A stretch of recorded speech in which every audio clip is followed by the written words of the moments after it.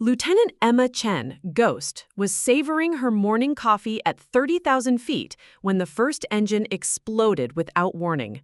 Moments later, as the second engine began its death spiral, 8 hardened combat veterans, men who had survived countless firefights in Afghanistan and Iraq, turned to the quiet National Guard pilot they'd dismissed as a weekend warrior just hours earlier. Their faces, etched with genuine fear for the first time in years, asked the question that would change everything. Can you save us? What happened next would shatter every assumption about courage, competence, and what it truly means to earn a warrior's respect. Before we jump back in, tell us where you're tuning in from, and if this story touches you, make sure you're subscribed, because tomorrow I've saved something extra special for you. The alarm at Forward Operating Base Thunder cut through the Afghan dawn at 0430 hours, but Lieutenant Emma Chen had been awake for 40 minutes already. While most of the base stirred reluctantly from sleep, Emma was already in the hangar, running her third complete systems check on the massive CH-47 Chinook helicopter that would carry 8 combat veterans home today. Her coffee had gone cold an hour ago, forgotten beside a stack of flight manuals she'd been studying since 0300 hours. Emma moved through her pre-flight routine with the precision of a Swiss watchmaker. Every rivet, every cable, every hydraulic line received her personal attention. She wasn't just checking equipment, she was learning it, understanding it, preparing for scenarios that experienced pilots assured her would never happen. The other pilots called it obsessive. Emma called it responsible.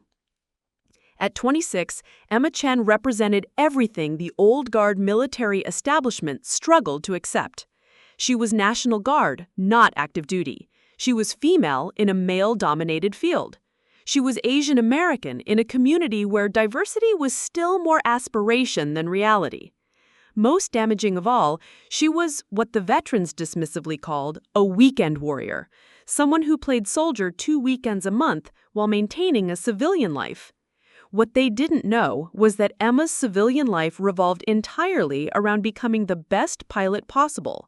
She worked as a commercial helicopter instructor in Colorado, logging more flight hours in 6 months than most military pilots accumulated in 2 years. She spent her savings on advanced simulator training, emergency response courses, and technical certifications that weren't required but made her better.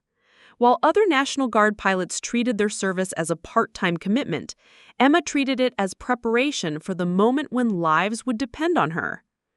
Emma's grandfather, Colonel James Chen, had been a legendary pilot in Vietnam.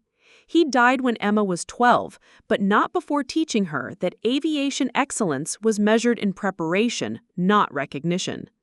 "The sky doesn't care about your rank or your reputation," he'd told her during countless hours spent studying aircraft manuals together. "It only cares whether you're ready when physics stops being your friend." Emma had enlisted in the National Guard specifically to honor his memory, choosing the most challenging path available. While her Stanford engineering classmates pursued lucrative tech careers, Emma spent weekends jumping out of helicopters, learning combat medicine, and studying military tactics with an intensity that worried her family. Her mother begged her to find a normal job. Her friends couldn't understand why someone with her brains and opportunities wanted to risk her life for people who barely acknowledged her existence. The answer was simple. Emma had inherited her grandfather's belief that some responsibilities transcended personal comfort. Every veteran she'd met carried invisible wounds from serving their country. The least she could do was ensure they got home safely when their tours ended. Today's mission should have been routine. 8 combat veterans from various units, Army Rangers, Marine Force Recon, Special Operations, were rotating home after 15-month deployments. They were hardened professionals who'd survived some of the most dangerous assignments in the military. Master Sergeant Wade Grizzly had 37 confirmed kills as a sniper. Staff Sergeant Mike Viper had defused over 200 improvised explosive devices. Corporal Alex Bullseye had earned 3 Purple Hearts in close quarters combat. These men had requested the most experienced pilot available for their journey home. Instead, they got Emma. When the veterans arrived at the hangar at 600 hours, their reaction to seeing Emma was immediate and predictable. Morrison, a barrel-chested man with arms like tree trunks, stopped mid-stride when he spotted her conducting final equipment checks. "Where's our real pilot?" he asked the crew chief, not bothering to lower his voice. "You're looking at her, Sergeant," replied Staff Sergeant Tommy Diesel, the crew chief who'd worked with Emma for 6 months. "Lieutenant Chen's your pilot today." Morrison's laugh was harsh and dismissive. "They're sending a guard girl to fly us home? What's next having civilians do brain surgery?" The other veterans gathered around, their expressions ranging from amused to concerned. Kelly, a wiry, explosive ordnance specialist with nervous energy, shook his head. "No disrespect, ma'am, but some of us have been getting shot at for over a year. We'd prefer someone with actual combat experience handling our ride home." Emma had heard variations of this conversation dozens of times. She could have mentioned her 2,847 flight hours, her perfect safety record, or her advanced certifications in emergency procedures. Instead, she simply nodded professionally. "Understood, Sergeant. Your concerns are noted. We'll be departing in 15 minutes for Camp Genesis. Flight time approximately 4 hours, weather clear, no complications anticipated." Foster, the youngest of the group at 23, but aged beyond his years by combat, studied Emma with calculating eyes. "Ma'am, have you ever been shot at while flying?" "No, Corporal, I haven't." The admission hung in the air like an indictment. Morrison crossed his arms. "Great. Our lives are in the hands of someone who's never seen real action." What Emma didn't mention was that she'd spent the previous 18 months training specifically for combat scenarios these veterans couldn't imagine. She'd logged over 300 hours in advanced combat flight simulators, practicing emergency landings under fire, engine failures at altitude, and multi-system breakdowns in hostile territory. She'd studied every after-action report from helicopter incidents in Afghanistan and Iraq, memorizing the mistakes that got people killed and the decisions that saved lives. But simulation wasn't combat, and the veterans knew it. Captain Elena Vasquez, the medical officer accompanying the group, tried to ease the tension. "Gentlemen, Lieutenant Chen comes highly recommended. Her safety record is impeccable." "Safety records don't mean much when someone starts shooting at you," Morrison replied. "We've had friends die because weekend warriors couldn't handle real pressure." Emma finished her external inspection and approached the group. "Gentlemen, I understand your concerns. If any of you would prefer to wait for another flight, that can be arranged. However, if you're flying with me today, please know that I've prepared for this mission as thoroughly as humanly possible." The veterans exchanged glances. They'd been waiting 3 weeks for transport home. Their families were expecting them. Alternative flights might take another week to arrange. "Just try not to crash us, okay?" Kelly said with forced humor. "We didn't survive 15 months of combat to die in a helicopter accident."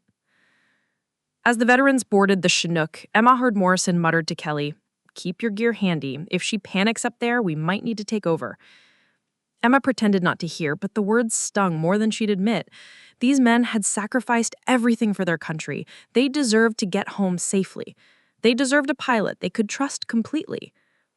What Emma didn't mention was that she'd spent the previous 18 months training specifically for combat scenarios these veterans couldn't imagine.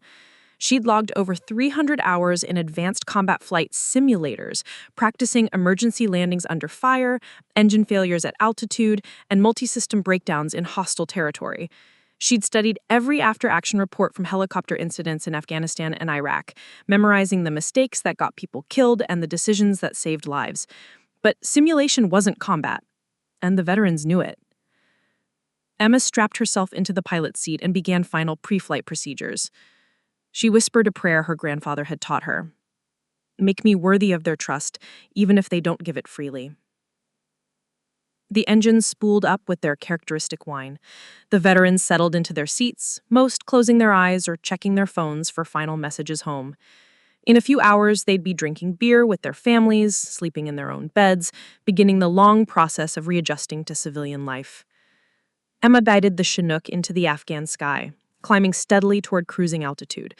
The morning was perfect. Clear skies, minimal wind, excellent visibility. Everything was going exactly according to plan. In the cabin behind her, Morrison was already telling war stories to pass the time. Kelly had pulled out a Warren paperback novel. Foster stared out the window at the rugged Afghan landscape they were leaving behind, perhaps forever. None of them knew they were about to face the most dangerous 30 minutes of their military careers. None of them suspected that their survival would depend entirely on the quiet National Guard pilot they dismissed as inadequate. Emma checked her watch. 0745 hours. She poured fresh coffee from her thermos and allowed herself a moment of satisfaction. Another routine flight, another group of veterans safely on their way home. The coffee was particularly good this morning. Preparing and narrating this story took us a lot of time, so if you are enjoying it, subscribe to our channel. It means a lot to us. Now, back to the story. 30 minutes into the flight, the veterans had settled into their familiar rhythm of military banter and dark humor. Master Sergeant Morrison occupied the seat closest to the cockpit. His massive frame is somehow fitting into the standard military seating despite years of complaints from smaller soldiers who claimed he took up too much space. His voice carried easily over the engine noise as he regaled the others with stories they'd all heard before but never tired of repeating. Remember that firefight outside Kandahar when Kelly here thought he could defuse an IED while taking sniper fire? Morrison's gravelly voice held genuine affection despite the mocking tone. Crazy bastard actually did it, but not before calling in air support because he was getting distracted by all the shooting. Staff Sergeant Kelly looked up from his paperback, a thriller novel that couldn't possibly compare to his real-life experiences, and grinned. Hey, I completed the mission. The distraction was just professional frustration with poor timing. Corporal Foster, the youngest but arguably most decorated of the group, was sketching in a small notebook. His artistic talents were legendary among his unit. He'd drawn portraits of fallen comrades that their families treasured more than official photographs. You guys realize we're going to miss this, right? The brotherhood, I mean. Not the getting shot at part. Speak for yourself, said Staff Sergeant Chris Hawk Mitchell, a communications specialist who'd spent 15 months coordinating rescue operations. I'm looking forward to sleeping through the night without wondering if mortars are incoming. The conversation drifted to families, jobs, and the challenging transition from military to civilian life that awaited them. Each man carried invisible scars alongside their physical ones. Morrison had survived 3 IED explosions and still junked whenever he heard unexpected loud noises. Kelly's hands shook slightly when he wasn't focused on a task, a common symptom among explosive ordnance specialists. Foster had nightmares about the close-quarters combat that had earned him his Purple Hearts. These were men who'd faced death regularly and emerged stronger, but they also understood mortality in ways that most people never would.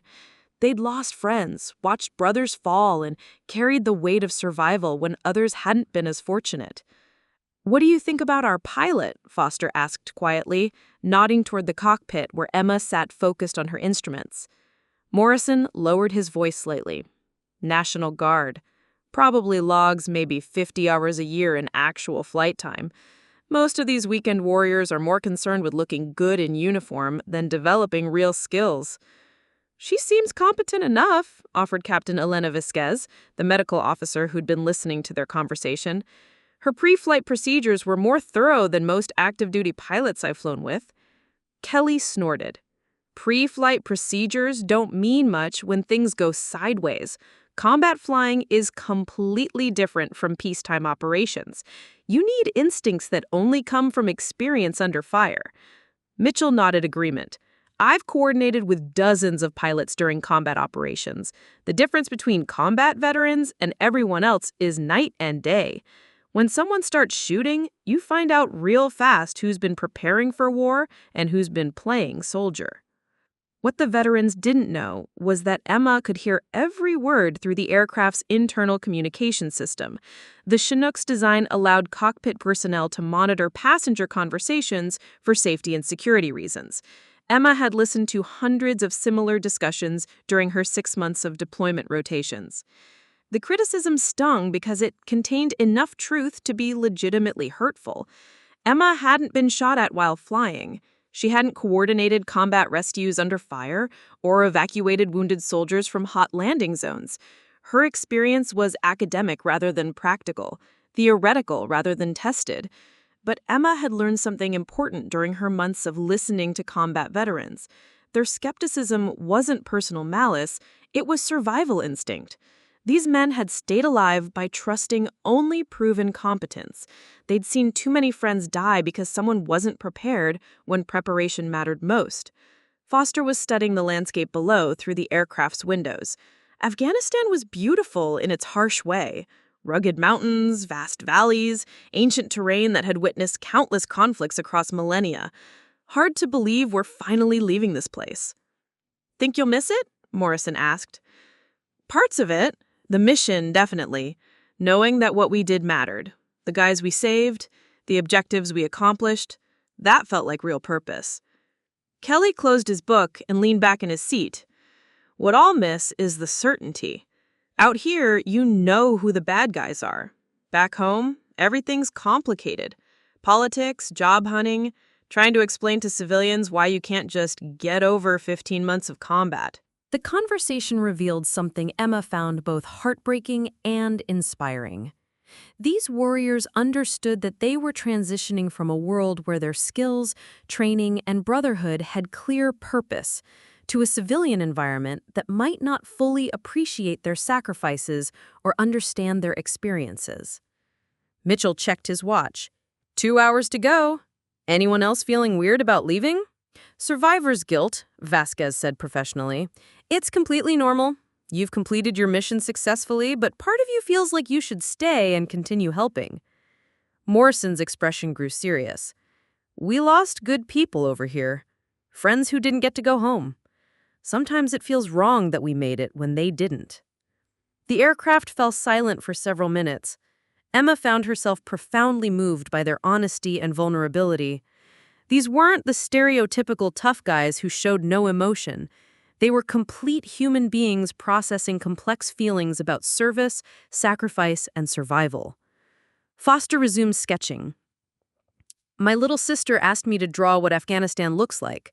I've been trying to capture it for months, but it's impossible. How do you draw the feeling of a place, the way the air smells different, the way danger changes how you see everything?" "Maybe that's the point," Kelly suggested.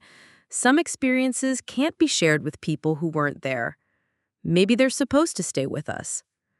Emma realized she was witnessing something sacred, the private reflections of warriors processing the end of their service. Their skepticism about her abilities wasn't just professional assessment, it was part of their identity as protectors who'd survived by trusting only proven competence. In the cockpit, Emma continued monitoring instruments and weather conditions. Everything remained perfect. Clear skies, optimal visibility, all systems functioning flawlessly.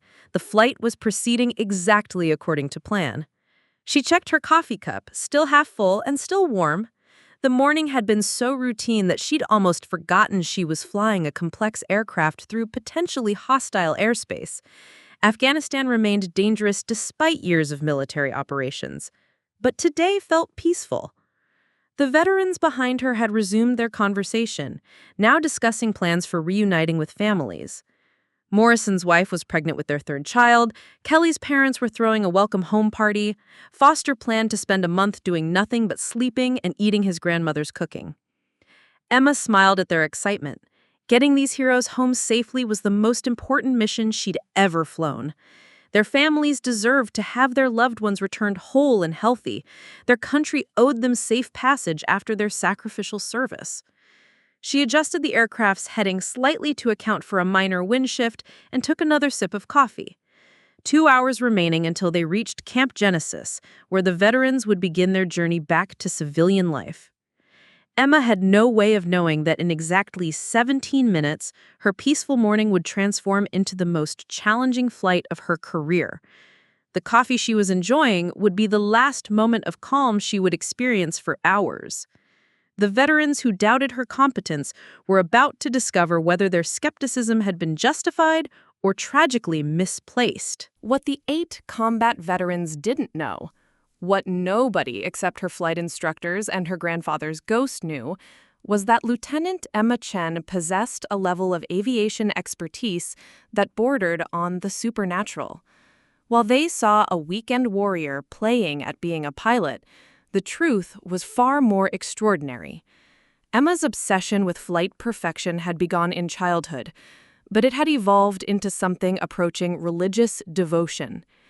Every evening after her civilian job as a helicopter instructor ended, while other pilots headed home to dinner and television, Emma remained at the airfield running advanced scenarios that most military aviators never encountered even in training.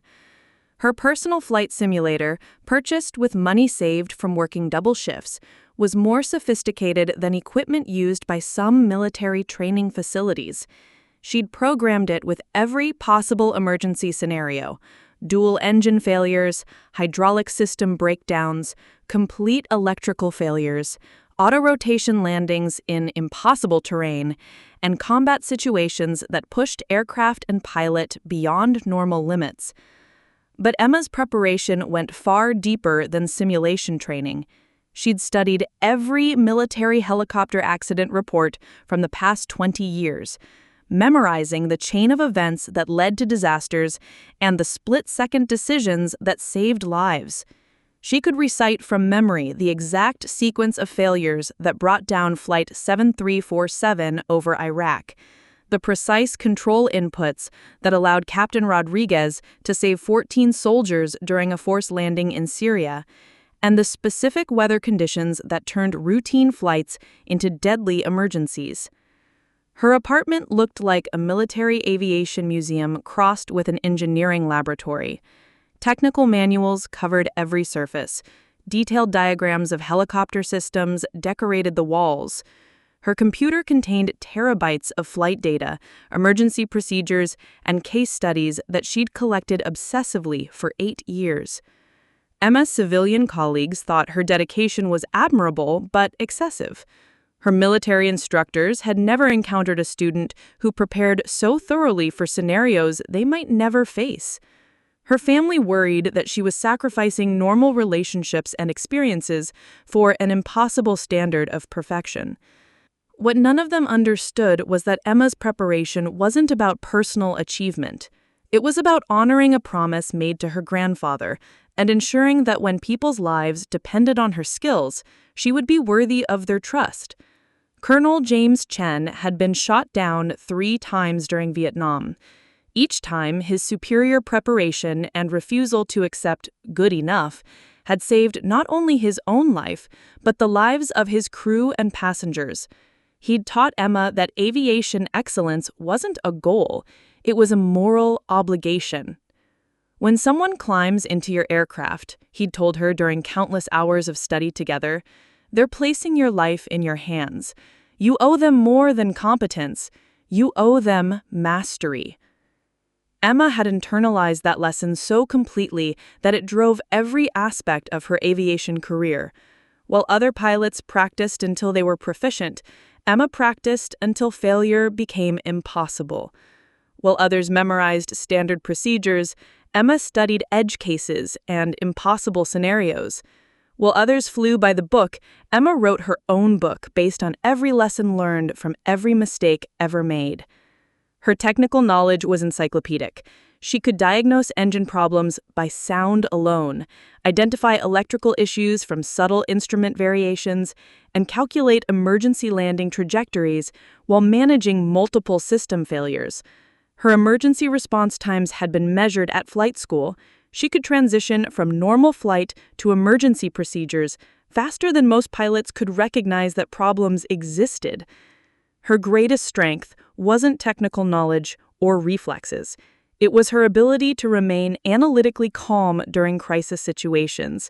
While other pilots fought panic and relied on instinct, Emma processed emergencies like a computer running diagnostic programs.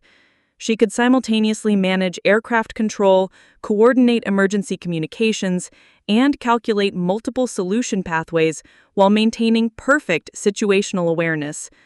Her instructors had nicknamed her Ghost because she seemed to anticipate problems before they became critical and solve them so smoothly that passengers often didn't realize anything had gone wrong. Emma moved through emergency scenarios with supernatural competence, as if she could see the future and prepare for problems that hadn't yet materialized. The National Guard had never encountered a pilot with Emma's combination of technical mastery and crisis management ability. Her simulation scores were literally off the charts. She'd achieved perfect marks on scenarios that were designed to be unsolvable. Her emergency response training had to be modified because she completed standard courses so quickly that instructors ran out of challenges to present. Major Rebecca Cross, the National Guard's chief flight instructor, had told colleagues that Emma Chen was the most naturally gifted pilot she had encountered in 23 years of military aviation. She doesn't just fly helicopters, she thinks like a helicopter. She understands these machines at a level that's almost telepathic. But natural talent was only part of Emma's story. The larger part was disciplined preparation that bordered on obsession. She'd logged more simulator hours than most active-duty pilots accumulated in actual flight time. She'd studied military aviation theory with the intensity of a doctoral candidate. She'd trained her mind and reflexes to respond perfectly to situations that most pilots prayed they'd never encounter. Emma's physical conditioning was equally impressive.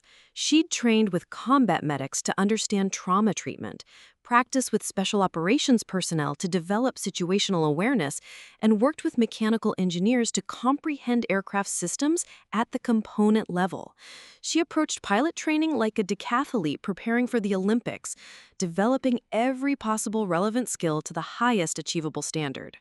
The result was a pilot who possessed theoretical knowledge, practical skills, and mental preparation that exceeded most combat veterans despite her lack of actual combat experience.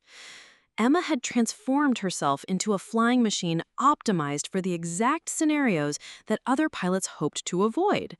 But all of this preparation remained invisible to the veterans sitting behind her.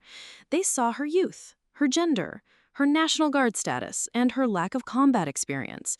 They couldn't see the thousands of hours of advanced training, the encyclopedic knowledge of emergency procedures, or the mental conditioning that had prepared her for situations beyond their imagination. Emma understood their skepticism and didn't resent it. Combat veterans had earned the right to be cautious about untested personnel. Their survival had depended on trusting only proven competence, and she represented an unknown quantity in their carefully ordered world of verified capabilities. What she hoped, what she'd prepared for during 8 years of obsessive training, was that if the moment ever came when their lives depended on her skills, she would prove worthy of their trust. She'd prepared for that possibility with religious devotion, studying every scenario that could transform a routine flight into a life-or-death emergency. Emma checked her instruments again. All systems normal, weather perfect, flight plan proceeding exactly on schedule.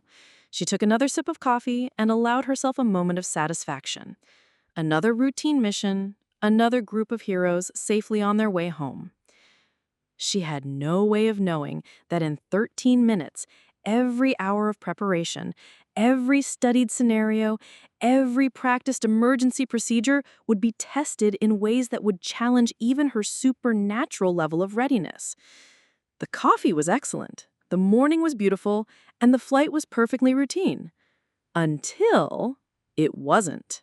At exactly 08:47 hours, Emma noticed the first anomaly. It was subtle. A barely perceptible vibration in the collective control that most pilots would have dismissed as normal mechanical variation. But Emma's thousands of hours of study had taught her that helicopters didn't lie. Every sound, every vibration, every instrument fluctuation told a story for those trained to listen. She immediately began a systematic diagnostic review, her eyes scanning instrument panels with the methodical precision that had become second nature. Engine temperatures were nominal, hydraulic pressure steady, electrical systems functioning normally. Yet something felt wrong. Behind her, the veterans continued their conversation. Oblivious to Emma's growing concern, Morrison was describing his plans to teach his oldest son how to hunt, while Kelly shared stories about his fiancé's elaborate wedding preparations. Their voices carried the relaxed tone of men who believed the dangerous part of their deployment was behind them. Emma's training had taught her to trust instruments over instincts, but her grandfather's wisdom had taught her that instincts often detected problems before instruments could measure them. She began running through mental checklists, systematically evaluating every system that could produce the subtle vibration she'd detected. The vibration increased almost imperceptibly. Emma's hands moved across secondary instrument panels, checking backup systems and monitoring subsystems that most pilots rarely examined during routine flight. Her movements were so smooth and professional that even if someone had been watching, they wouldn't have realized she was investigating a potential problem. Foster looked up from his sketching. "Ma'am, everything okay up there?" Emma's voice was perfectly calm. "Everything's fine, Corporal, just running routine system checks." It was a lie, but a necessary one. The last thing she needed was nervous passengers while she investigated what might be a serious mechanical issue.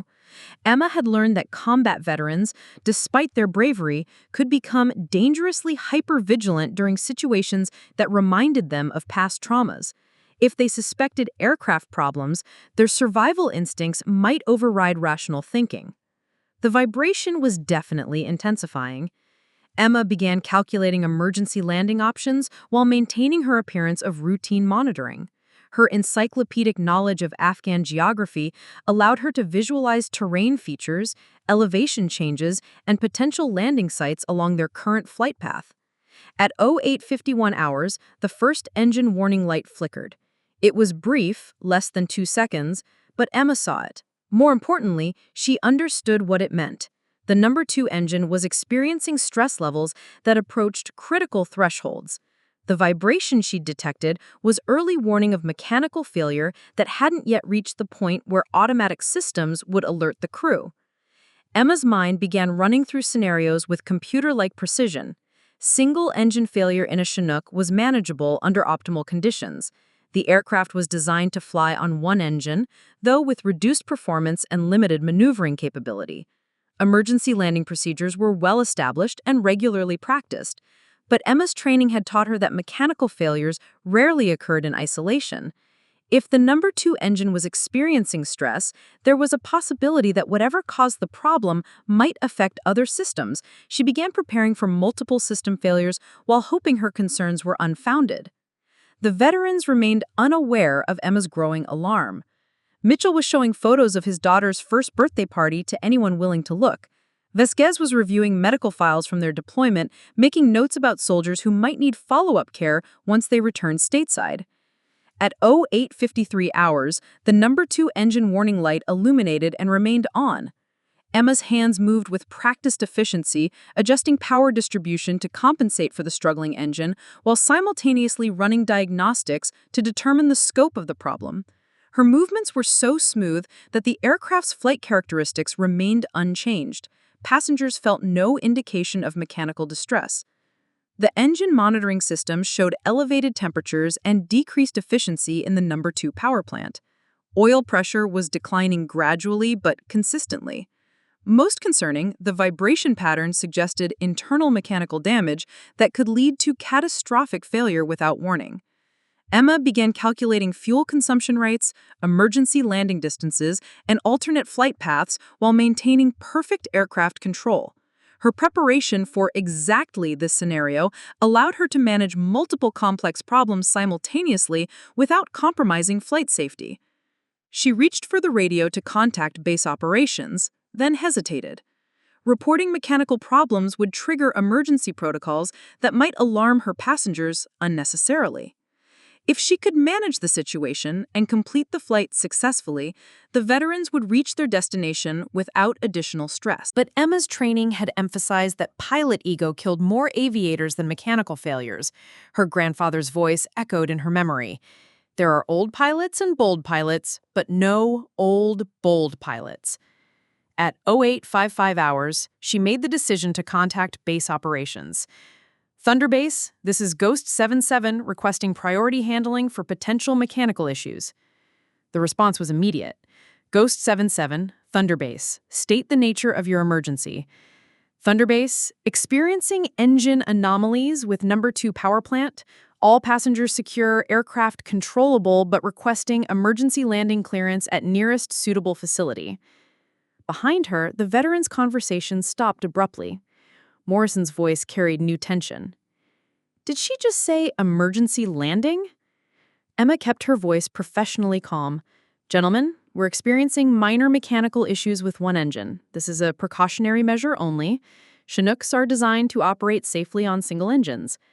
Kelly's explosive ordnance background made him naturally suspicious of mechanical problems. How minor are we talking, ma'am? The aircraft remains fully controllable and we're in no immediate danger. I'm simply following established protocols for engine anomalies. What Emma didn't mention was that her diagnostic review had revealed additional concerns. The number 1 engine was beginning to show elevated temperatures that suggested sympathetic problems. If both engines were affected by the same underlying issue, contaminated fuel, hydraulic system problems, or electrical failures, they could face total power loss. Morrison unbuckled his restraints and moved closer to the cockpit.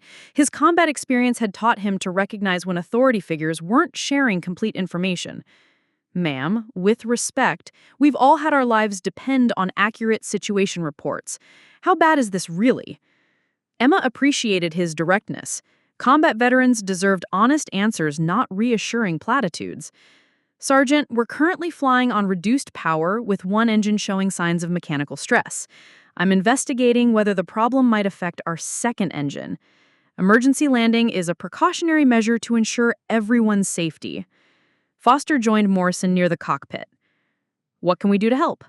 The question surprised Emma. Most passengers became passive during emergencies, expecting pilots to handle everything alone. But these were combat veterans accustomed to taking active roles in crisis situations. Right now, the best help is remaining calm and allowing me to focus on aircraft management. If the situation changes, I'll give you specific instructions. At 08:57 hours, the number 1 engine warning light began flickering intermittently. Emma's blood pressure remained perfectly normal, her hands were steady, her voice was calm, but her mind was racing through scenarios that could transform a manageable emergency into a life-threatening crisis. The coffee sat forgotten in its coffee holder, growing cold as the morning's perfect routine dissolved into the kind of emergency that separated competent pilots from exceptional ones. Emma was about to discover whether 8 years of obsessive preparation had made her ready for the impossible. At 0858 hours, Emma's coffee cup sat abandoned as she focused entirely on keeping 8 combat veterans alive. The number 1 engine warning light had stopped flickering and was now glowing steadily, a malevolent red eye that confirmed her worst fears. Both engines were experiencing progressive failure, and the closest suitable landing site was still 43 minutes away. The veterans had arranged themselves near the cockpit, their survival instincts activated by the unmistakable tension in Emma's voice during her radio communications. Morrison, with his 37 confirmed kills and 3 Purple Hearts, stood closest to her position. His weathered face showed the same hyper-alert expression he'd worn during countless combat patrols. "Ma'am," Morrison said quietly, "we can handle the truth. How bad is this getting?" Emma appreciated his directness. These men had earned honest assessments through blood and sacrifice. Both engines are showing progressive failure indicators.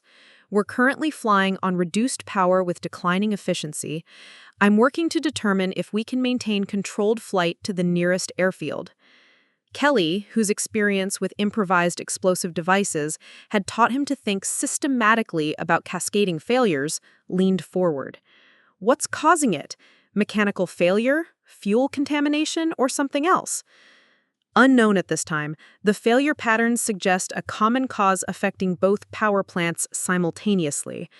Foster, despite being the youngest, possessed combat intuition that had kept his unit alive during 15 months of urban warfare. "Ma'am, what do you need us to do?" The question revealed something profound about these veterans. Instead of panicking or demanding impossible guarantees, they immediately shifted into problem-solving mode. Their first instinct was to help rather than blame. Emma felt a surge of respect for their professionalism. Right now, I need to focus on diagnostics and emergency procedures. If the situation deteriorates further, I may need your assistance with emergency preparations. At 0900 hours, the aircraft shuddered as the number 2 engine lost significant power output. The Chinook's flight characteristics changed noticeably, reduced climb performance, increased fuel consumption, and degraded maneuverability. Emma adjusted her flight controls to compensate, but the mathematical reality was becoming undeniable. Mitchell, whose communications background had taught him to coordinate complex operations under pressure, studied Emma's instrument panels. "Can you walk us through what those warnings mean?" Emma pointed to the engine monitoring display. Red lights indicate systems operating outside normal parameters. Yellow lights are caution indicators for approaching critical thresholds. Right now, we have multiple red lights and several yellows that are trending toward red. The technical explanation was reassuring in its specificity. These veterans understood that knowledge was power, especially during crisis situations. Emma's willingness to share detailed information demonstrated professional competence that earned their growing respect. "Thunderbase, this is Ghost 77, Emma transmitted. Both engines now showing progressive failure, requesting immediate emergency landing clearance at any suitable facility within range." The radio response crackled with urgency. "Ghost 77, Thunderbase. Kandahar Airfield is 40 minutes southeast. Can you maintain controlled flight for that duration?" Emma ran rapid calculations based on current power loss rates and projected engine degradation. The mathematics were not encouraging. "Thunderbase, uncertain. Engines are losing power progressively. I may need emergency landing options closer than Kandahar." "Ghost 77, stand by for alternative landing sites."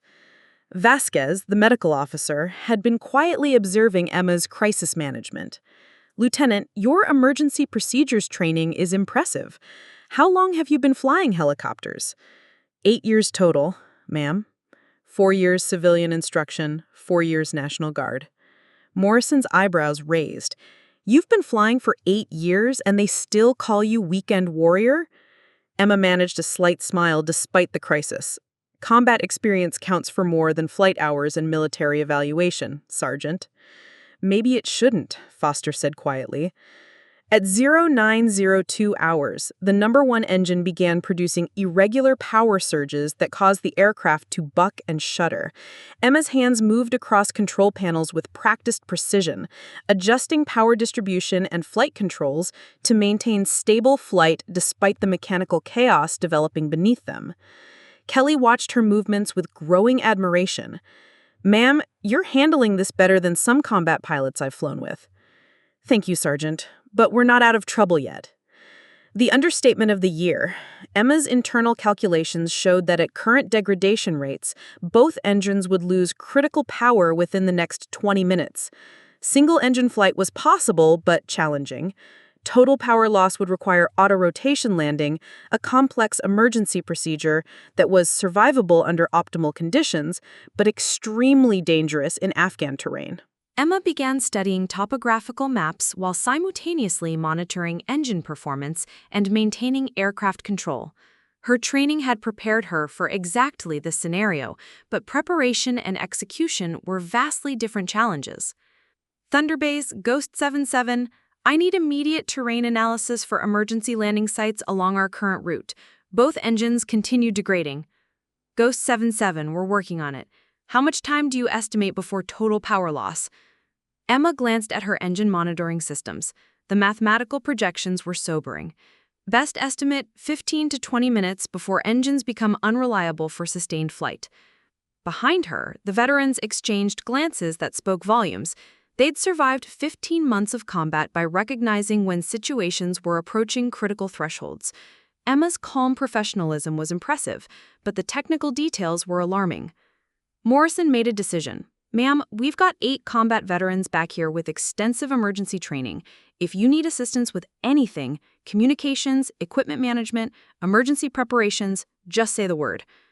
Emma felt a wave of gratitude. These men who doubted her competence were now offering complete support based on her demonstrated crisis management skills. "I appreciate that, Sergeant. Right now, everyone should ensure personal equipment is secure and prepare for possible emergency landing procedures. At 09:04 hours, the number 2 engine began producing visible smoke. Through the cockpit windows, thin gray streams were trailing from the engine housing. Smoke meant internal damage that could lead to fire or complete mechanical failure. Emma's training had emphasized that smoking engines or emergency situations requiring immediate action. Thunderbase, Ghost 77, declaring emergency. Number 2 engine producing smoke. Both engines continue degrading. I need emergency landing clearance at nearest possible site. Ghost 77, emergency declared. All aircraft cleared from your vicinity. We're vectoring you toward emergency landing coordinates. Kelly pointed toward the smoking engine. Ma'am, should we be worried about fire? Emma's voice remained steady despite the growing crisis. It's possible. Engine fires are serious but manageable if we act quickly. I'm monitoring fire detection systems and preparing suppression procedures. What she didn't mention was that engine fires in helicopters could spread rapidly to fuel systems, creating catastrophic situations that were rarely survivable. Her training had included extensive fire emergency procedures, but theoretical knowledge was different from managing actual flames at altitude. Morrison studied Emma's face, reading the subtle signs of stress that she was managing professionally. Lieutenant, you're doing an outstanding job. Whatever happens, you've got our complete confidence. The words meant more to Emma than any official commendation could. These combat veterans, who'd initially dismissed her as an inadequate weekend warrior, were now trusting her completely with their lives. At 09:05 hours, the number 1 engine joined its companion in producing smoke. Emma's perfect morning had become a nightmare scenario that challenged every aspect of her training, preparation, and mental conditioning. 2 engines failing simultaneously, visible smoke indicating potential fire, 8 combat veterans depending on her competence, and Afghani terrain that offered few suitable emergency landing sites. The coffee she'd been enjoying just minutes earlier sat forgotten and cold. Now all that mattered was whether 8 years of obsessive preparation had made her ready for the impossible. At 09:06 hours, Emma's worst nightmare materialized with mechanical precision. The number 2 engine's power output dropped by 60% in less than 30 seconds, accompanied by violent shuddering that threw the veterans against their restraints. The aircraft's nose pitched downward as Emma fought to maintain controlled flight with rapidly diminishing power. Holy shit, Kelly breathed, his explosive ordnance experience recognizing the sound of catastrophic mechanical failure. Emma's hands moved across control panels with supernatural speed, redistributing power loads and adjusting flight controls to compensate for the dying engine. Her voice remained professionally calm despite the aircraft bucking like an angry horse beneath her. Thunderbase, Ghost 77, number 2 engine experiencing critical failure, power output declining rapidly. The radio response was immediate and tense. Ghost 77, understood. Emergency landing coordinates being transmitted now. Can you maintain altitude? Emma glanced at her altimeter. They were losing height at approximately 200 feet per minute despite her best efforts to maintain level flight. The mathematics were simple and terrifying. At current descent rates, they had perhaps 12 minutes before reaching critical altitude levels that would make controlled landing impossible. Thunderbase, negative on altitude maintenance. We're descending through 8,000 feet with decreasing power available. Morrison unbuckled his restraints completely and moved to a position where he could see Emma's instrument panels clearly. His combat experience had taught him that survival often depended on understanding situations completely rather than relying on others' assessments. Ma'am, what do those numbers mean? He asked, pointing at the engine monitoring displays. Emma appreciated her directness. The red numbers indicate power output as percentages of normal capacity. Engine 2 is producing 37% power and declining. Engine 1 is at 62%, but showing similar degradation patterns. Foster joined Morrison at the cockpit barrier. How much power do you need to keep us flying? In normal conditions, each engine produces enough power to maintain flight independently, but we're carrying full passenger load, full fuel, and operating at altitude in hot weather conditions. We need approximately 70% of normal total power to maintain controlled flight.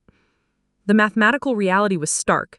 They currently had 99% of required power, but engine degradation was accelerating. Within minutes, they would drop below sustainable flight thresholds. At 0908 hours, the number 1 engine began the same violent shuddering that had preceded the number 2 engine's critical failure. "Everyone brace for impact," Emma shouted, as the aircraft lurched sideways and began spinning. The number 1 engine was dying exactly as its companion had, but faster. Emma fought the aircraft's violent gyrations with every technique her training had provided. She applied opposite cyclic pressure to counter the spin, adjusted collective pitch to manage the descent rate, and redistributed power from dying engines to critical flight systems. Her movements were so fast and precise that they appeared choreographed. The veterans were thrown against bulkheads and restraint systems as the Chinook began an uncontrolled spiral toward the Afghan mountains below.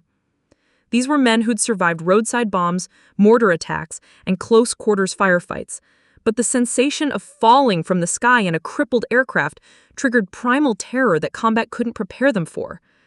"Jesus Christ, we're going down!" Mitchell screamed over the sound of failing engines and groaning metal.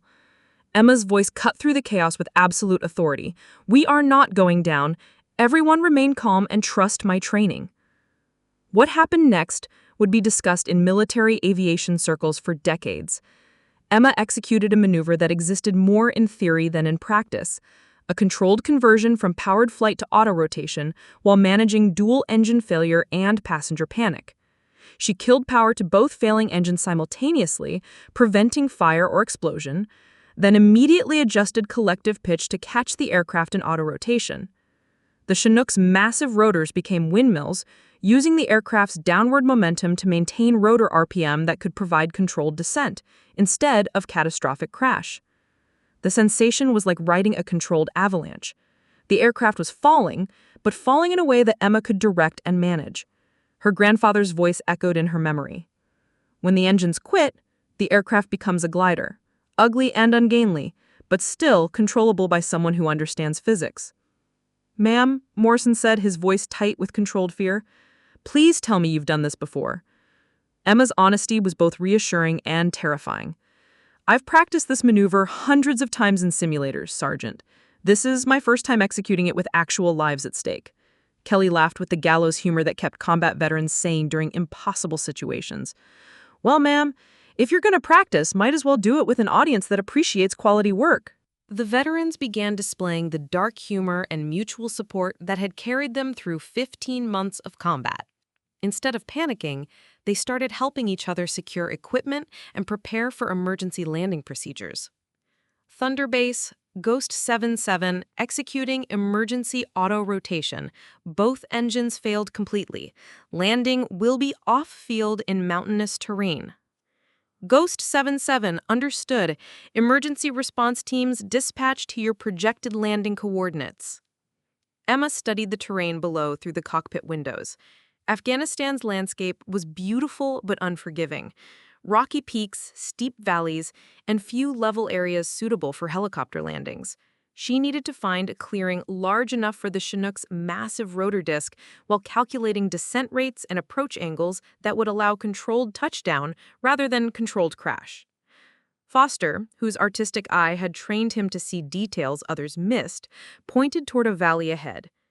"Ma'am, there's what looks like a flat area about 2 clicks northwest." Emma followed his direction and saw what he'd spotted, a dried riverbed that might provide enough space for emergency landing. It wasn't ideal, but it was possible. "Outstanding eyes, Corporal. That's our target." At 0912 hours, Emma began the most challenging approach of her career. She was piloting a massive helicopter with no engine power, carrying 8 combat veterans, executing a maneuver she'd only practiced in simulation, aiming for a landing site that might be too small in terrain that could kill them all if she miscalculated by even a few feet. Foster, whose artistic eye had trained him to see details others missed, pointed toward a valley ahead. "Ma'am, there's what looks like a flat area about 2 clicks northwest." Emma followed his direction and saw what he'd spotted, a dried riverbed that might provide enough space for emergency landing. It wasn't ideal, but it was possible. "Outstanding eyes, Corporal. That's our target. At 0912 hours, Emma began the most challenging approach of her career. She was piloting a massive helicopter with no engine power, carrying 8 combat veterans, executing a maneuver she'd only practiced in simulation, aiming for a landing site that might be too small in terrain that could kill them all if she miscalculated by even a few feet. Mitchell watched Emma's hands moving across controls with steady precision, despite their desperate situation. "Ma'am, can I ask you something?" "Go ahead, Sergeant." "How the hell are you staying so calm?" Emma's answer revealed everything about her character and preparation. "Because 8 people are counting on me to get this right. Panic doesn't help anyone. Training does." Morrison studied Emma's face and saw something that reminded him of the best combat leaders he served under: complete focus on mission success regardless of personal fear. "Lieutenant, we misjudged you badly. Respectfully, Sergeant, we can discuss my performance evaluation after we're on the ground." The dried riverbed was approaching rapidly. Emma had one chance to execute a perfect auto-rotation landing in terrain that offered no margin for error. Too fast, and they'd crash and burn.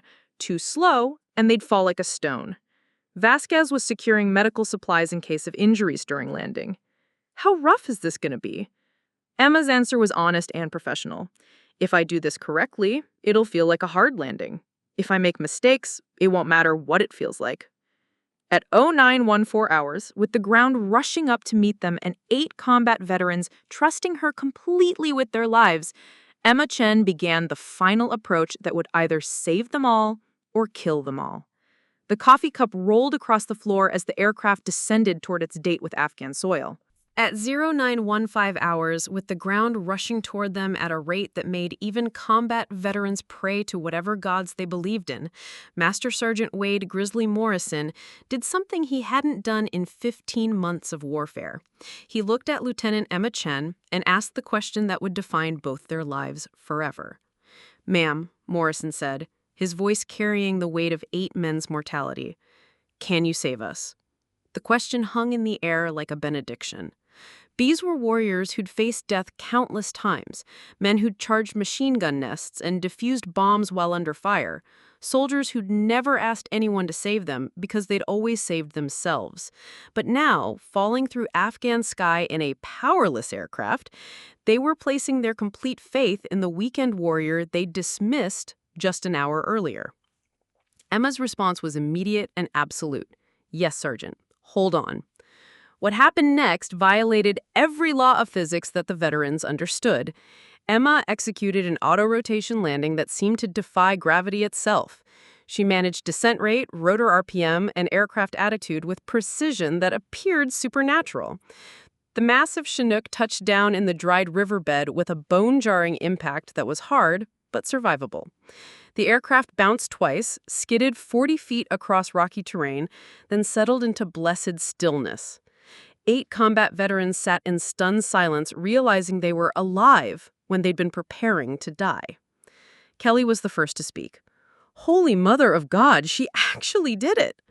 Foster unbuckled his restraints with shaking hands. "Ma'am, that was the most incredible flying I've ever witnessed."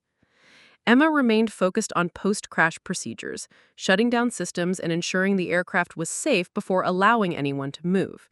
Her training had emphasized that survival didn't end with landing. It began with proper emergency protocols that prevented fires, explosions, or other secondary disasters. "Everyone remain seated until I complete shutdown procedures," Emma ordered with quiet authority. "We need to ensure there's no fuel leakage or electrical hazards before evacuating." Morrison watched Emma methodically working through emergency checklists, despite having just performed a miracle of aviation. "Lieutenant, how did you learn to fly like that?" Emma's answer was characteristically humble. 8 years of preparation for a moment I hoped would never come. As Emma completed her shutdown procedures, the veterans began processing what they'd witnessed. These were men who understood competence under pressure, who'd served alongside the military's most elite personnel, who'd seen extraordinary courage and skill during countless combat operations. They recognized that Emma's performance had been exceptional by any standard. Mitchell, whose communications background had taught him to assess leadership under crisis, shook his head in amazement. Ma'am, what you just did was beyond anything I've seen. Emma opened the aircraft doors and began organizing evacuation procedures. Let's focus on getting everyone safely away from the aircraft before we discuss performance evaluations. But as the veterans gathered their equipment and prepared to exit the helicopter, something profound had changed in their relationship with Emma. The dismissive comments and skeptical glances had been replaced by genuine respect and gratitude. Vasquez, who'd been quietly observing the entire emergency, approached Emma as they prepared to leave the aircraft. "Lieutenant, your crisis management was textbook perfect. Where did you train?" "Everywhere I could, ma'am. Civilian flight schools, military programs, advanced simulation centers. I wanted to be ready for situations like this." Foster, still clutching his sketchbook, looked at Emma with something approaching reverence. "Ma'am, you saved 8 lives today. We owe you everything." Emma's response revealed the character that had driven her obsessive preparation. "Gentlemen, you've all risked your lives serving our country for 15 months. Getting you home safely was my honor, not my burden." The words carried weight that transcended military courtesy. Emma genuinely meant what she said. She considered herself privileged to serve men who'd sacrificed so much for their country. Kelly approached Emma as they moved away from the aircraft. "Ma'am, I owe you an apology. We all do. We judged you based on assumptions instead of capability." "No apology necessary, Sergeant. Combat veterans have earned the right to be cautious about untested personnel." Morrison, who had been quiet since they'd landed, finally spoke. "Lieutenant, I've served with some incredible pilots over the years. What you did today wasn't just good flying, it was miraculous. You took an impossible situation and made it survivable through pure skill and courage." Emma activated her emergency beacon and began establishing communications with rescue teams. "Sergeants, we're not safe yet. We're in the potentially hostile territory with a disabled aircraft. We need to focus on security and rescue coordination." The veterans immediately shifted into tactical mode, establishing a defensive perimeter around the crash site while Emma coordinated with rescue operations. Their transition from grateful passengers to protective security detail was seamless and professional. Ma'am, we misjudged you completely.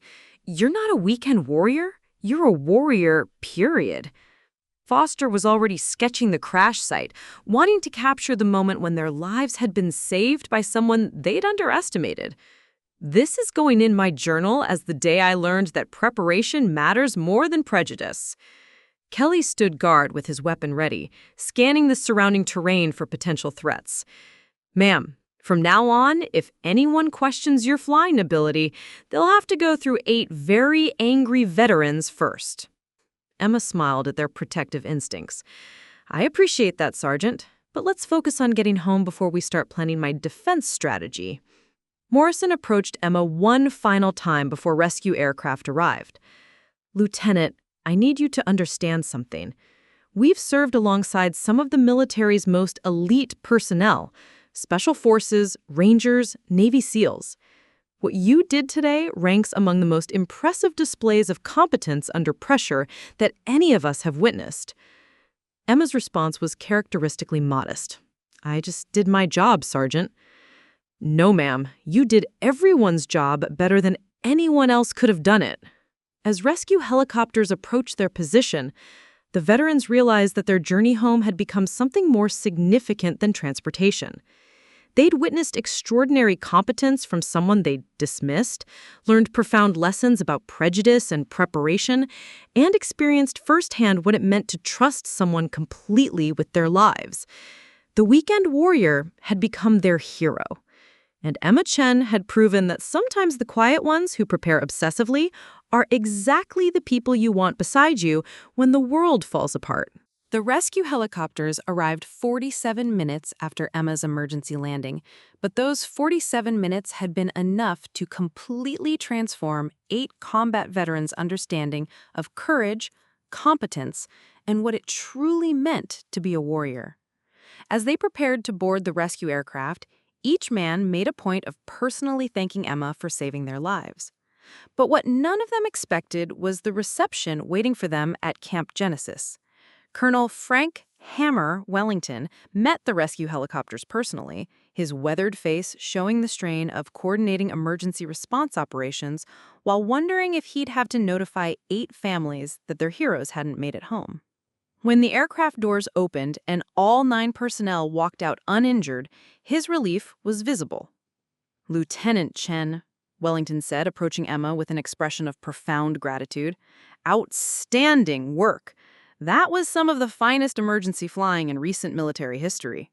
Emma saluted, crisp and professional. "Thank you, sir. All personnel returned safely, which was the mission objective." What Emma didn't expect was Morrison stepping forward to address the colonel directly. "Sir, with respect, Lieutenant Chen's performance today was beyond outstanding. She saved 8 lives through skill and courage that exceeded anything I've witnessed in 15 months of combat operations." Wellington nodded approvingly. "I'm sure it was impressive, Sergeant. Emergency landings require significant skill." Callie joined Morrison. "Sir, I don't think you understand. This wasn't just an emergency landing. Lieutenant Chen executed a dual-engine failure auto-rotation in mountainous terrain with no room for error. She performed miracles." Foster pulled out his sketchbook, showing Wellington the detailed drawings he'd made of the crash site. "Colonel, she brought a dead aircraft down safely in impossible conditions. We should all be body bags right now, but we're standing here because of her competence." Wellington's expression grew more serious as he realized the veterans weren't offering routine praise, but describing something extraordinary. "Lieutenant, walk me through what happened up there." Emma provided a factual, technical briefing that lasted 15 minutes. She described the progressive engine failures, the decision-making process for emergency procedures, and the execution of auto-rotation landing in challenging terrain. Her presentation was professional, modest, and focused on procedures rather than personal heroics. When she finished, Wellington studied her with new appreciation.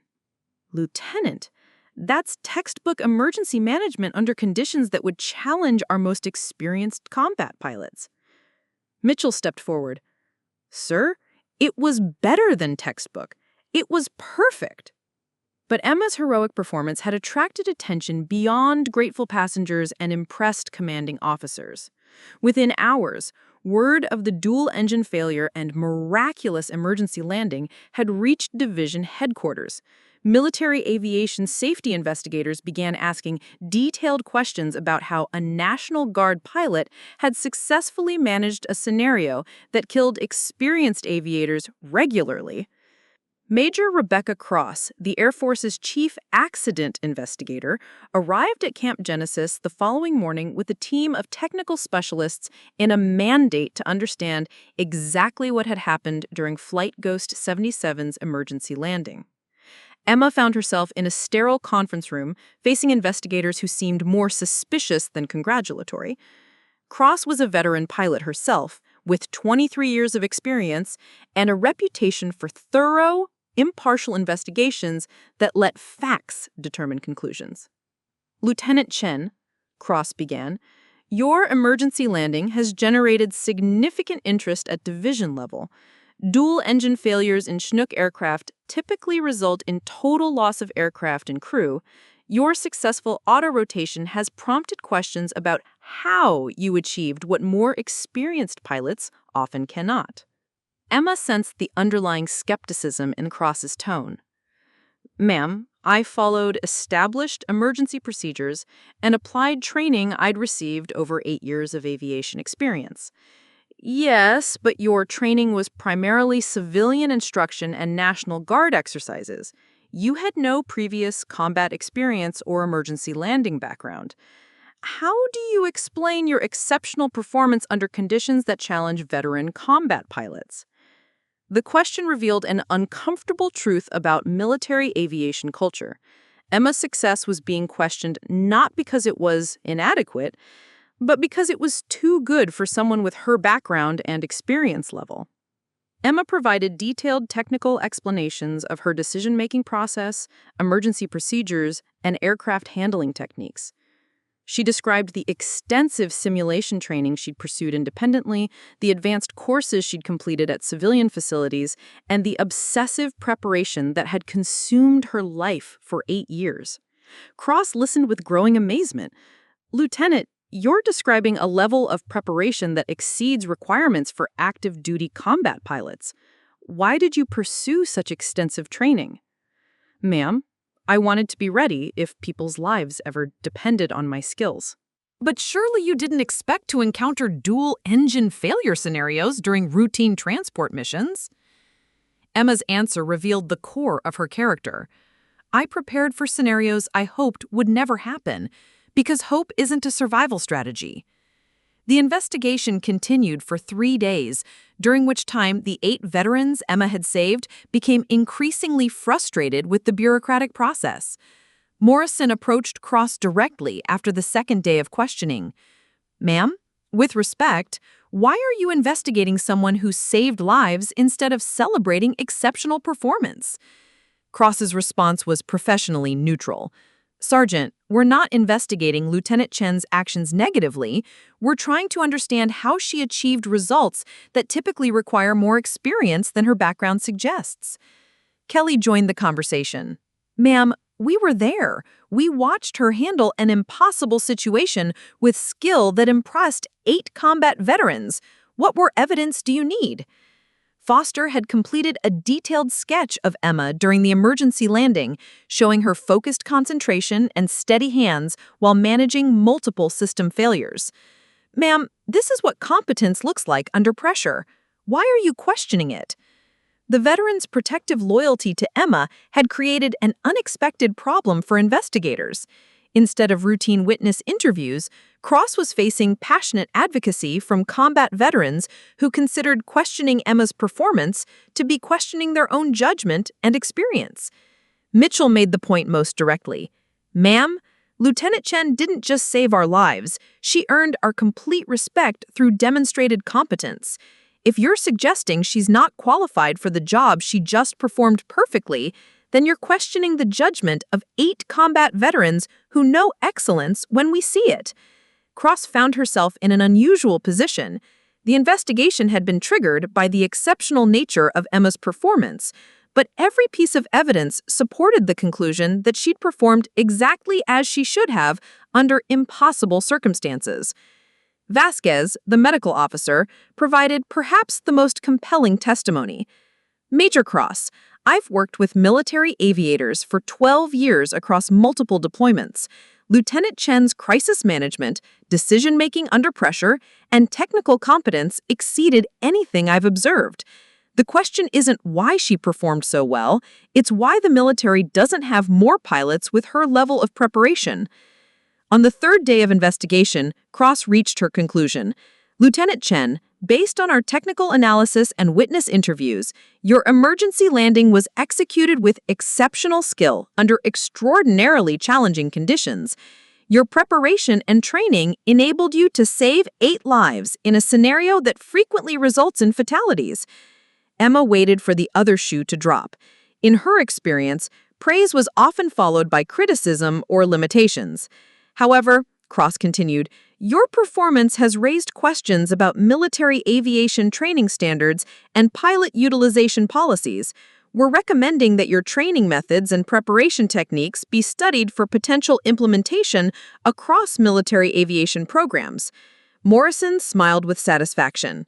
Ma'am, does that mean the military is finally going to recognize that preparation matters more than pedigree? Cross's answer would change Emma's life forever. Sergeant, it means Lieutenant Chen is being recommended for immediate promotion and assignment to our most challenging aviation programs. The Air Force needs more pilots who prepare for impossible scenarios. The weekend warrior was about to become the military's newest expert on emergency aviation procedures.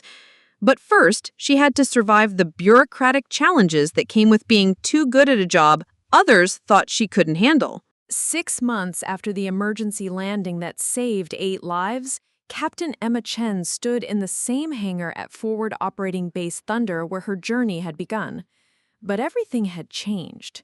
The quiet National Guard pilot who'd been dismissed as a weekend warrior was now the military's leading instructor in emergency aviation procedures, and her story had become legend throughout military aviation circles.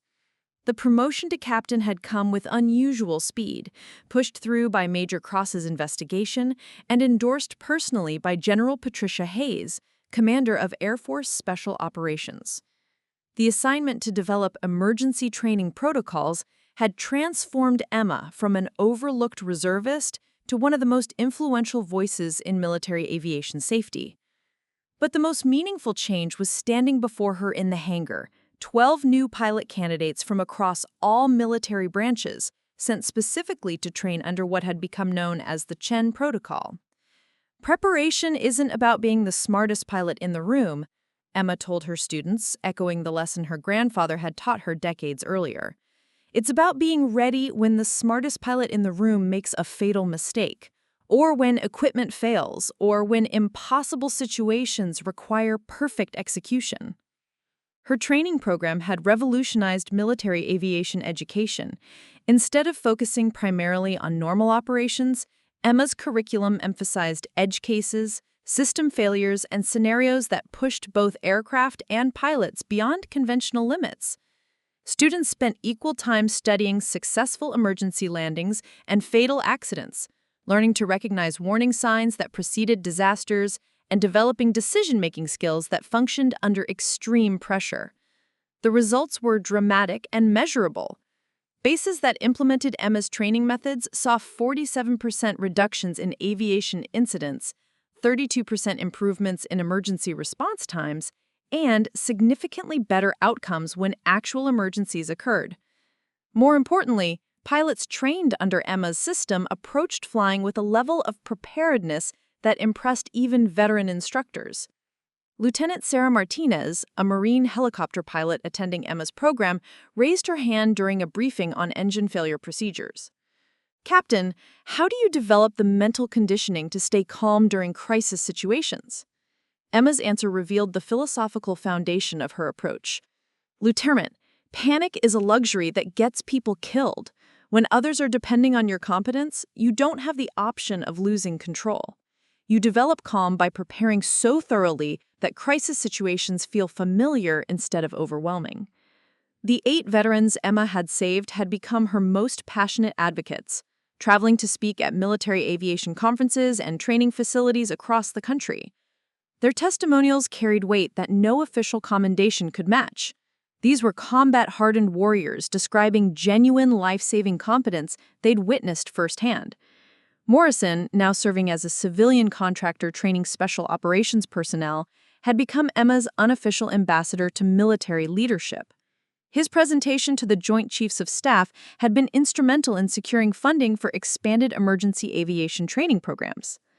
"Gentlemen," Morrison had told the assembled military leadership, "Captain Chen didn't just save 8 lives through luck or accident. She saved us through preparation, competence, and character that exceeded anything I witnessed during 15 months of combat operations. The question isn't whether we can afford to train more pilots like her, it's whether we can afford not to." Kelly, who'd returned to civilian life as an explosive ordnance technician for federal law enforcement, regularly contacted Emma to share stories about applying her crisis management principles to bomb disposal operations. "Captain, your approach to emergency situations has applications far beyond aviation. The systematic preparation and mental conditioning techniques work for any high-risk profession." Foster had completed a series of paintings depicting Emma's emergency landing, which were displayed in the National Museum of Military Aviation. His artistic interpretation of the moment Morrison asked, "Can you save us?" had become one of the museum's most popular exhibits, capturing the transformation from doubt to trust that defined their shared experience. But Emma's greatest satisfaction came from the letters she received from families of pilots who'd successfully managed emergencies using techniques they'd learned in her training programs. Lieutenant David Park had saved 14 soldiers during a forced landing in Iraq using auto-rotation procedures he'd practiced in Emma's simulator programs. Captain Lisa Rodriguez had prevented a fatal crash in Afghanistan by recognizing engine warning signs that Emma's curriculum had taught her to identify. Each success story validated Emma's belief that preparation could save lives. But they also carried the weight of responsibility. She knew that pilots were using her techniques in life-or-death situations, and the pressure to continuously improve her training methods was enormous. Major Cross, who'd investigated Emma's emergency landing and become her mentor, visited regularly to assess the training program's effectiveness. Captain, your methods are being studied by aviation safety experts worldwide. The European Union has requested permission to implement your training protocols in their military programs. Emma's response was characteristically focused on mission rather than recognition. Ma'am, if our techniques can save lives internationally, we should share them freely. Aviation safety shouldn't be limited by national boundaries. The conversation revealed Emma's evolution from individual pilot to institutional leader. She'd transcended personal achievement to become someone whose influence extended far beyond her own flying. Her obsessive preparation had created systematic improvements that would save lives for decades.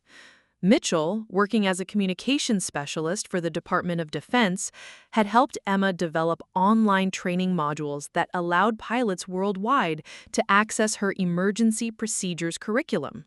The program had been downloaded by over 30,000 aviators in 47 countries, creating a global network of pilots trained in advanced crisis management techniques. Captain, Mitchell told her during a recent visit, you've accomplished something remarkable. You've changed how the entire aviation community thinks about emergency preparedness. Emma's latest project involved developing artificial intelligence systems that could recognize early warning signs of aircraft emergencies and provide real-time guidance to pilots facing crisis situations. The technology combined her understanding of emergency procedures with advanced computing power to create decision support systems that could save lives during situations where human judgment might be compromised by stress or time pressure. Vasquez, who'd completed medical school and was serving as a flight surgeon at a major Air Force base, collaborated with Emma on protocols for managing medical emergencies during aviation crises. Their joint research had produced new standards for in-flight medical care that were being implemented across military aviation programs. Emma, Vasquez said during one of their research sessions, you've created something more important than emergency procedures.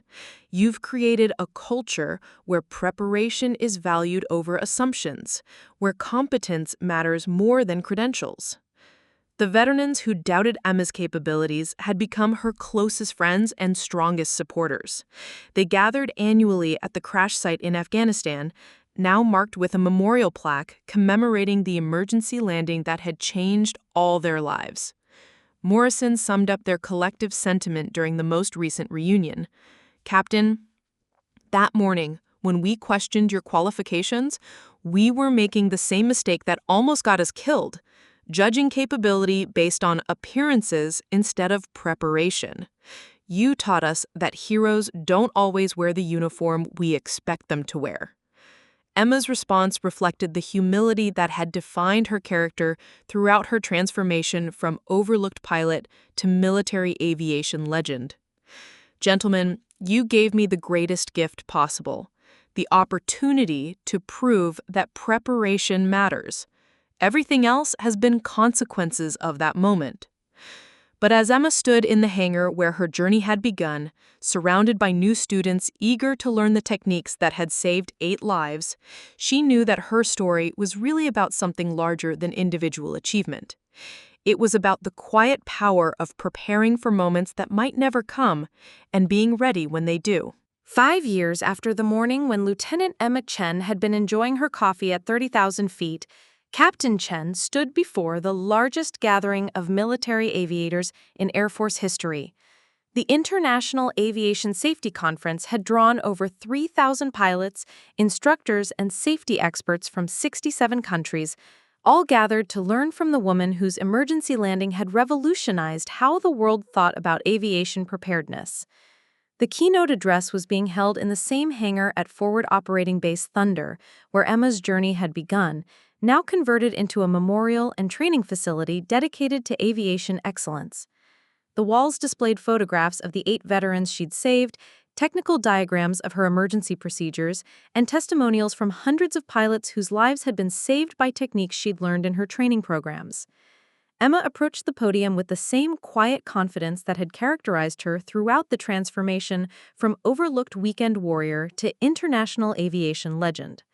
Her uniform now bore decorations that told the story of her impact: the Distinguished Flying Cross, the Air Force Commendation Medal, and the newly created Aviation Safety Excellence Award that had been named in her honor. But the most meaningful recognition sat in the front row: Morrison, Kelly, Foster, Mitchell, Vasquez, and the other veterans who'd questioned her competence 5 years earlier and had since become her closest friends and strongest advocates. 5 years ago, Emma began, I was a National Guard pilot that many considered unqualified for the responsibilities I was given. I was dismissed as a weekend warrior, questioned because of my lack of combat experience, and underestimated because I didn't fit conventional expectations of what a military aviator should be. The audience of veteran pilots listened intently, recognizing their own biases and assumptions in Emma's description. But I want to share something with you that I've learned during these 5 years of training the world's best aviators. Competence isn't about meeting expectations.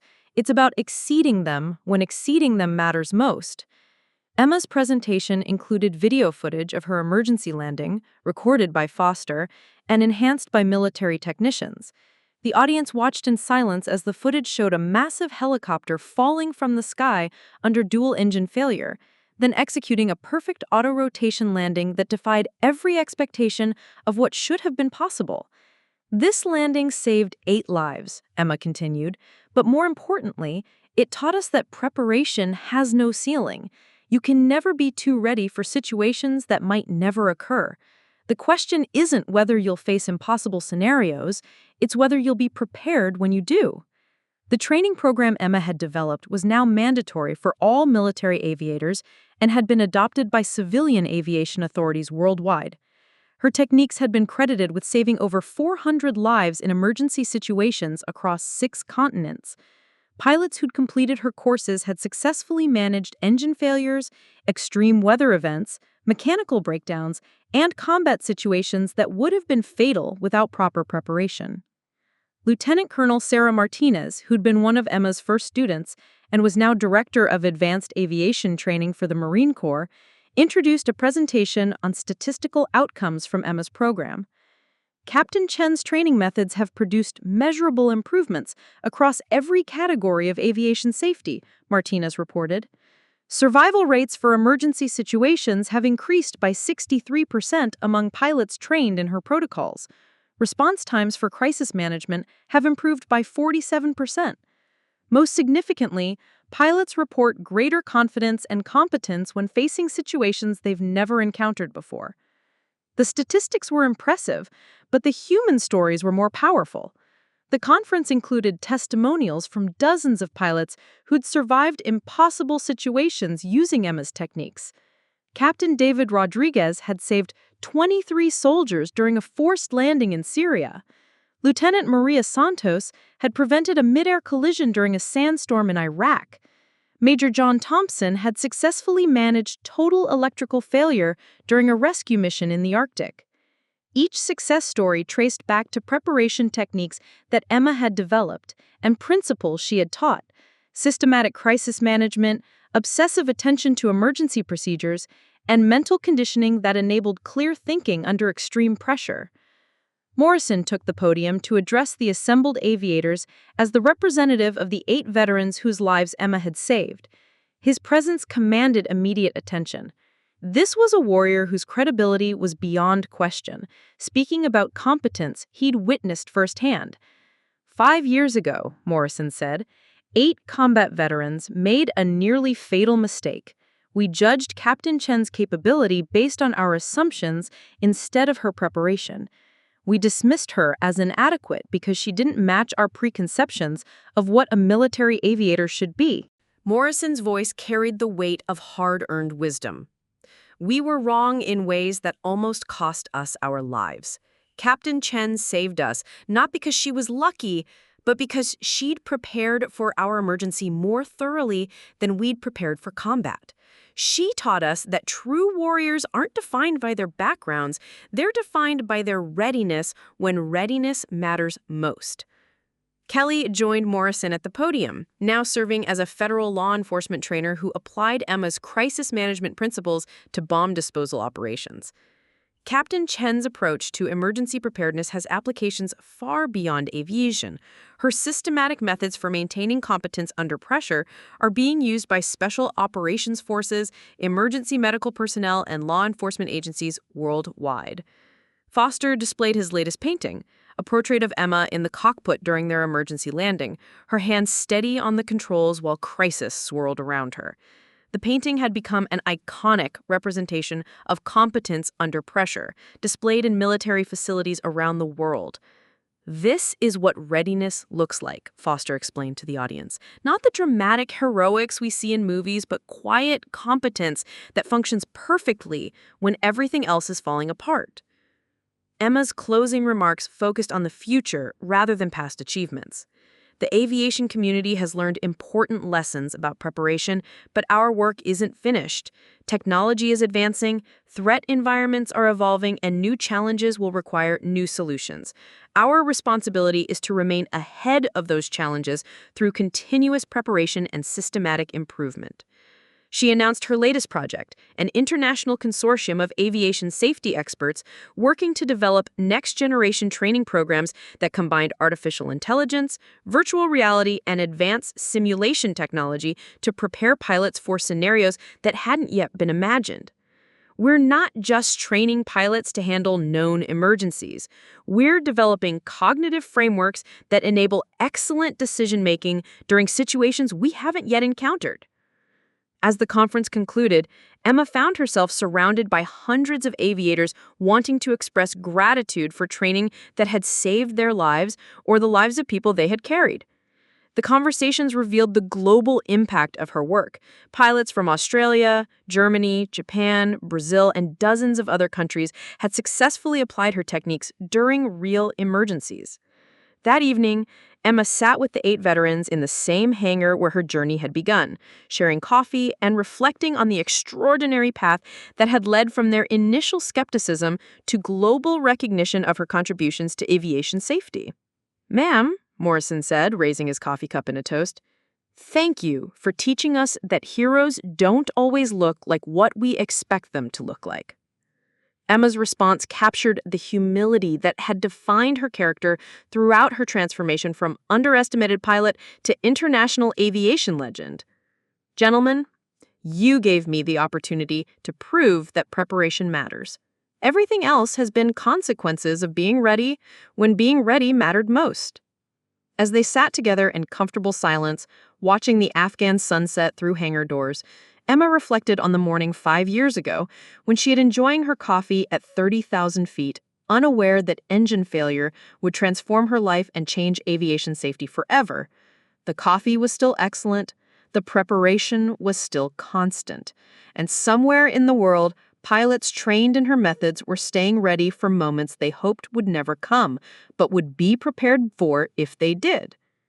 The weekend warrior had become a legend. But more importantly, she'd created a legacy of readiness that would save lives for generations to come. Emma Chen had proven that the quiet ones who prepare obsessively are exactly the people you want beside you when the world falls apart, and that sometimes being ready for the impossible is the most important thing you can do. Up next, you've got 2 more standout stories right on your screen. If this one hit the mark, you won't want to pass these up. Just click and check them out. And don't forget to subscribe and turn on the notification bell so you don't miss any upload from us.